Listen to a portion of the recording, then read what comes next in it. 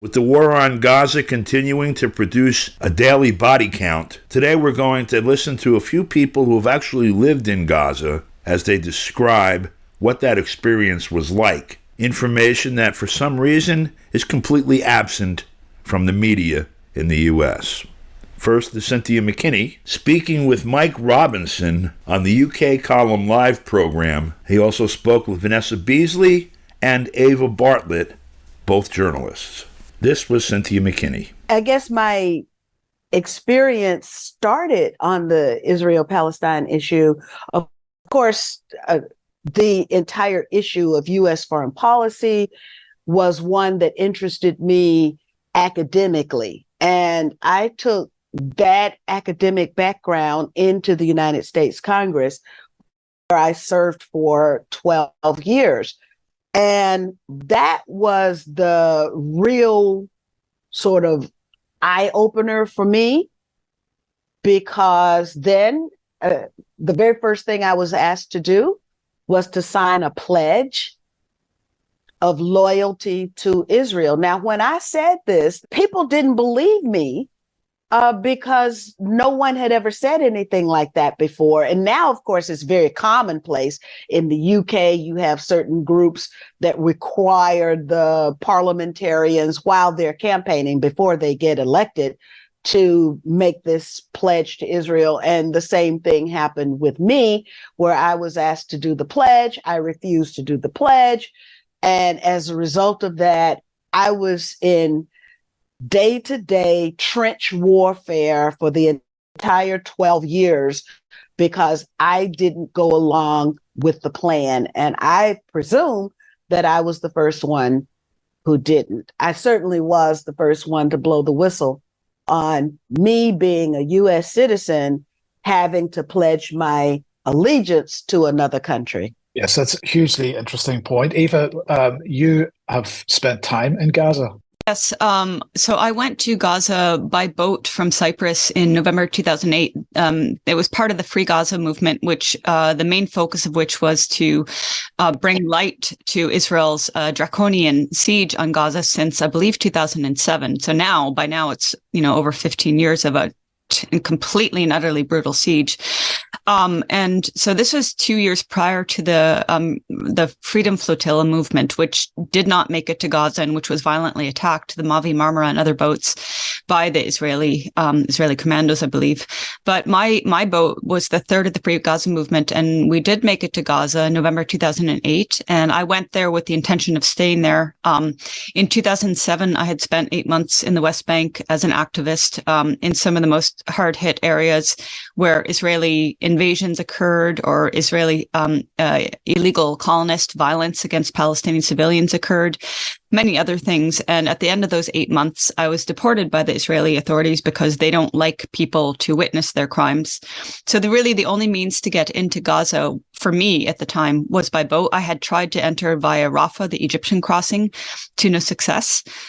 So in November 2008, I did enter. And then about a month and a half after arriving there, Israel commenced its December 27th Israeli massacre of Gaza, which went on for about 3 weeks, during which time I can't remember now how many other internationals there were volunteering with the ISM, but maybe 5 or 6. And when we realized of course, nobody could realize how terrible the Israeli massacre would be, but we understood that there was a need for foreign voices to echo and to add weight to what the Palestinian voices were reporting, because we have different audiences. So we stayed there, and we also decided to accompany Palestinian medics in their ambulances, mainly because we knew historically Israel targets Palestinian medics and ambulances, and they have done so this time. They've killed at least 10 Palestinian Red Crescent medics in the line of medical duty. And we also chose to ride in the ambulances because we knew that would be a way to see and document some of the worst Israeli war crimes. So in doing so, I did see and document many war crimes. An ambulance I was in came under Israeli sniper fire at least 14 shots, if I remember, targeting the uniformed Palestinian medics who were on the street during ceasefire hours, which were supposed to allow Palestinian civilians to get food, get water, to move. And an Israeli sniper targeted these medics who were uniformed and who should never, under international law, be targeted.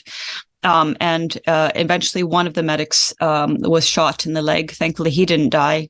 But some days prior, a medic I had worked with one evening, the next day, went out on a call, again, uniformed. This man was a volunteer medic. He was actually a high school teacher, and he'd been volunteering as a medic for 10 years. And an Israeli, must have been a tank, fired a dart bomb or a flechette bomb directly at his ambulance, where he was loading a body into the ambulance, and he was shredded with these razor sharp darts, and he died. By the end of the 2008-2009 Israeli massacre of Gaza, 23, I believe it is, Palestinian medics were killed and another 50 were injured. So that was the beginning of my experience in Gaza. I did stay a total of 3 years, and now Israel has just amplified that by a magnitude that, even though I lived there for 3 years, I can't comprehend. And Vanessa, as Eva says, you've also spent time in Gaza. Just give us a little bit on your experience in the region. Yeah, well, basically, I first of all tried to go in, I think it was in June or July 2012, via the Rafah border. Neither even myself or even Cynthia, I think, would be allowed in through the Erez border, which is controlled by the Zionists. The only way in for us is through the Egyptian border crossing, which is in the Sinai, close to El Arish on the coast.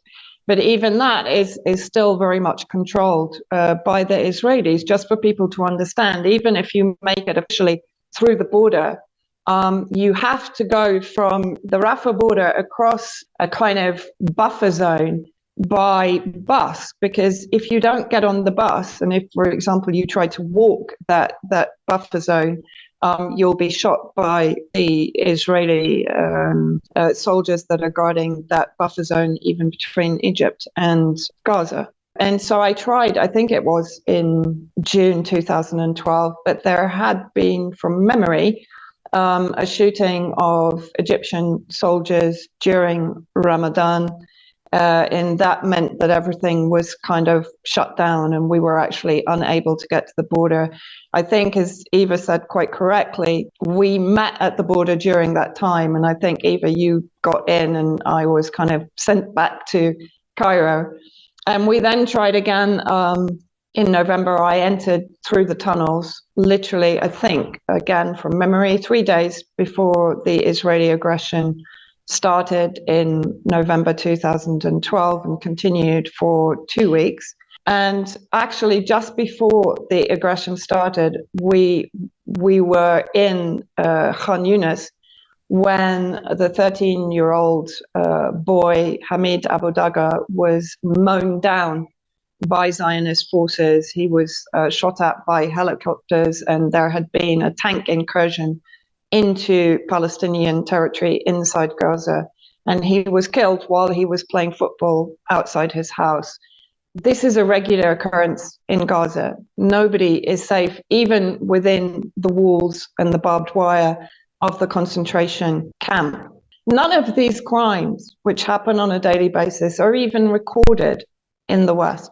They're not even mentioned in the West, because Palestinians have been dehumanized to such an extent that these daily assassinations or detentions or imprisonments or simple abuse by the Zionist forces is happen with impunity. From my point of view, life in Gaza, I was actually able to get inside after trying to get there twice by sea with the various flotillas that were organized, but we were each time intercepted. I tried twice, and we were intercepted. One once the boat was completely destroyed. The other time we were arrested and sat in prison, actually, in areas very close to where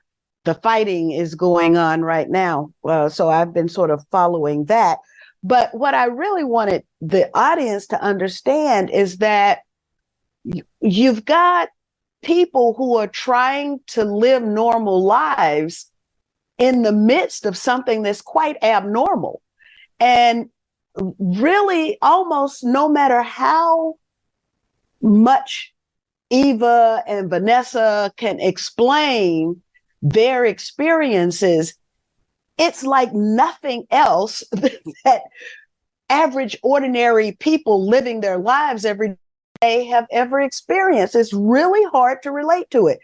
But what I can say is when I finally got into Gaza with Viva Palestina from George Galloway, we were in one of those buses and we passed by a wedding.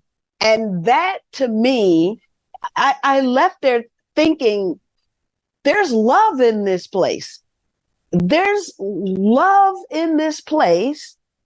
People are living their lives. They're falling in love. They're getting married.